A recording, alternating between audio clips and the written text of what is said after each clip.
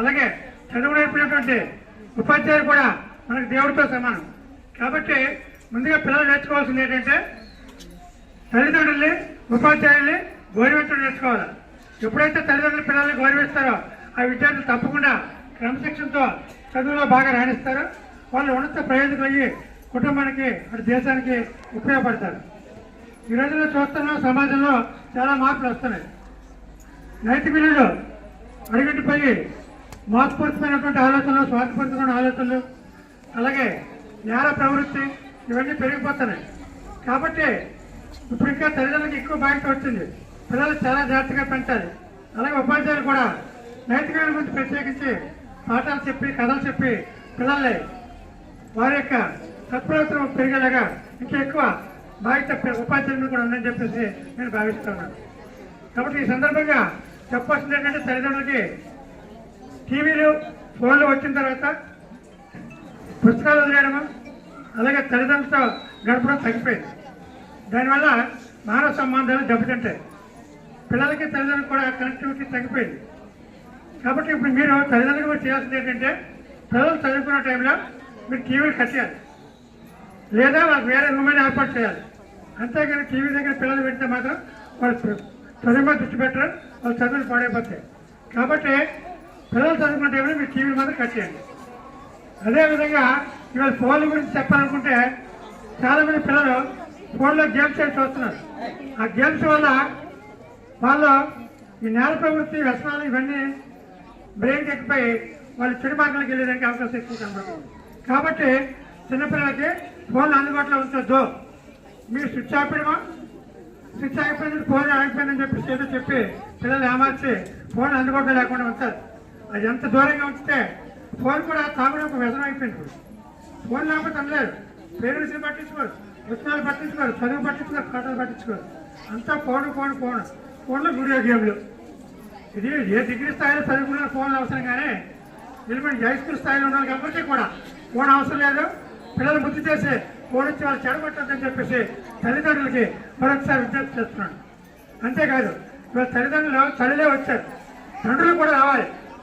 ఈ ఒక్క సంవత్సరం పాటు రావడం కాదు, ప్రతి నెలకోసారో, వారానికి ఒకసారి, 10 రోజులకోసారో ఉపాధ్యాయులు కలిసి మా పిల్లల యొక్క ప్రోగ్రెస్ ఎలా ఉంది, ఎలా చదువుతున్నారు. ఇప్పుడు అందరూ కూడా తల్లులు కూడా చాలా మంది చదువుకుంటూ ఉన్నారు.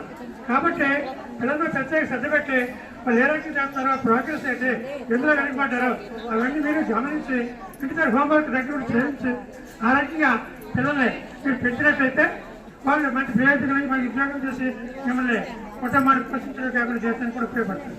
అంతేకాదు పిల్లలకి మంచి అది చెడేది ఈ రెండు విడవచ్చి ఎప్పటికప్పుడు మీరు సినిమా చూసినప్పుడు, టీవీ చూసినప్పుడు, పిల్లలు చూసినప్పుడు అవన్నీ విడవచ్చి చెప్పాలి.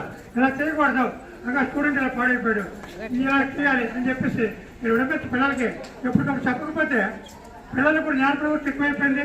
కాబట్టి ఇవాళ తల్లిదండ్రులంటే గౌరవం లేదు, ఉపాధ్యాయులంటే గౌరవం లేదు, అలాగే పెద్దలంటే గౌరవం లేదు. సమాజంలో ఎలా ప్రవర్తించాలి అలా ప్రవర్తించకూడదు పిల్లలకు తెలియట్లేదు. ముఖ్యంగా ప్రైవేట్ స్కూల్ పిల్లలకైతే వాళ్ళు ఏదో అన్ట్రైన్ టీచర్ వాళ్ళు అందరూ training lecturers, private school training టీచర్లే కేవలం కళ్ళపెట్టి పెట్టబడి చదివించడం తప్ప వాళ్ళు చదువు ఇక్కడలాగా అక్కడ బాగా చెప్పలేదు. నేను చెప్తున్నా, ప్రైవేట్ స్కూల్లో చదివిన పిల్లల కన్నా గవర్నమెంట్ స్కూల్లో చదివిన పిల్లలే మంచి తెలియడం అవుతున్నారు. మన స్కూల్లో మంచి రిజల్ట్స్ వస్తున్నాయి. అంతేకాదు ఇవాళ గవర్నమెంట్ ప్రతి విద్యార్థికి 75,000 రూపాయలు ఖర్చు పెడుతుంది సంవత్సరానికి. గవర్నమెంట్ మన పిల్లల కోసం ఖర్చు పెడుతుంటే మన పిల్లల కోసం ప్రైవేట్ స్కూల్ చదివి మన సొంత డబ్బులు మన కష్టం ఎందుకు ఖర్చు పెట్టాలి మనం? కాబట్టి గవర్నమెంట్ స్కూల్లో గవర్నమెంట్ 75,000 రూపాయలు సంవత్సరం ఖర్చు పెడుతుంది. కాబట్టి మన గవర్నమెంట్ స్కూల్ సరిచండి. గవర్నమెంట్ స్కూల్ మంచి చదువు చెప్తారు, ఇక్కడ మంచి సదుపాయాలు ఉన్నాయి, బాగా అనుకున్నటువంటి మాస్టర్లు ఉన్నారు, మంచి బిల్డింగ్లు ఉన్నాయి, అన్నింటికి మించి మంచి భోజనం పెడుతున్నారు, అంతకుమించి స్కూల్లో యూనిఫామ్లు ఇస్తున్నారు, బట్టలు ఇస్తున్నారు, వాళ్ళకి కావాల్సిన సరిపాయాలకి తల్లికి వందల పేరు చెప్పి డబ్బులు ఇస్తున్నారు. ఇవన్నీ వదిలిపోయి మీరు ఎందుకు ప్రైవేట్ స్కూల్ చదివిస్తున్నారు? అది ఒక వేళ వెళ్ళి ప్రైవేట్ స్కూల్లో అనుగుణ టీచర్లు ఉంటారో వాళ్ళ చదువు రావో, అక్కడ మన పిల్లలకు మంచి అయితే చెడేదో విడమని చెప్పరు. కేవలం పుస్తకాలు పట్టుకుంటే గట్టిగా చదవండి, అదొకటే చెప్తారు.